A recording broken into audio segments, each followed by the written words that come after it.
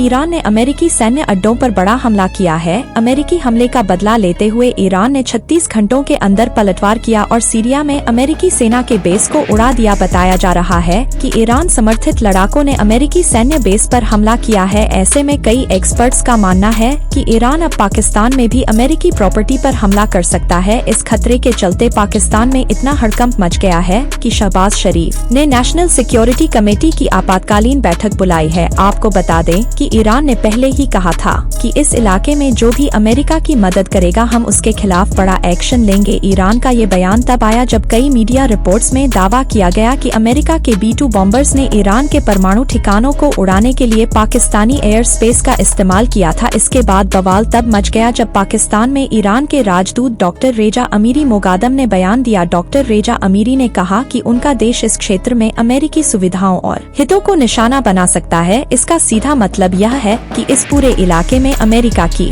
जितनी भी प्रॉपर्टीज हैं उन्हें निशाना बनाया जा सकता है। जिस इलाके की बात ईरान के राजदूत कर रहे हैं उसमें पाकिस्तान भी आता है, यानी एक्सपर्ट्स के मुताबिक अब ईरान के निशाने पर पाकिस्तान भी है। सही तौर पर आपको यह लग सकता है कि ईरान और पाकिस्तान तो पक्के दोस्त हैं, एक दूसरे के लिए साथ खड़े दिख रहे हैं, लेकिन यह पूरा सच नहीं है। एक्सपर्ट्स का मानना है कि अपनी आत्मरक्षा के लिए ईरान पाकिस्तान पर भी हमला कर सकता है, जैसा हमला पिछले साल जनवरी में हुआ था जब ईरान ने पाकिस्तान पर मिसाइलें दाग दी थी। उस समय ईरान ने पाकिस्तान के कट्टर सुन्नी संगठन जैश अल अदल पर हमला किया था। इस आतंकी संगठन ने कई शिया ईरानियों की जान ली थी, यानी साफ है कि ईरान अपनी सुरक्षा के लिए पाकिस्तान में घुसकर हमला कर सकता है। ऐसे में इस बार तो पाकिस्तान ने पूरे ईरान को ही मरवा दिया। अमेरिका से हाथ मिलाकर ईरान के परमाणु हथियारों को बर्बाद करवा दिया। जानकारी के मुताबिक अब ईरान सबूत इकट्ठे कर रहा है कि पाकिस्तान ने किस हद तक अमेरिका की मदद की है। ईरान को असली झटका तब लगा जब ईरानी सांसद पार्लियामेंट में खड़े होकर पाकिस्तान धन्यवाद और अमेरिका मुर्दाबाद के नारे लगा रहे थे, तो ठीक उसी वक्त पाकिस्तान के आर्मी चीफ असीम मुनीर डोनाल्ड ट्रंप के साथ लंच कर रहे थे। ईरान को दूसरा झटका तब लगा जब डोनाल्ड ट्रंप ने ईरान के सुप्रीम लीडर खामेनेई को मारने की धमकी दी, ईरान को सरेंडर करने के लिए बोला। लेकिन उसी वक्त पाकिस्तान ने अमेरिकी राष्ट्रपति डोनाल्ड ट्रंप को शांति का नोबेल पुरस्कार देने के लिए नामांकित कर दिया। पाकिस्तान ने जिस दिन डोनाल्ड ट्रंप का नाम नोबेल प्राइज के लिए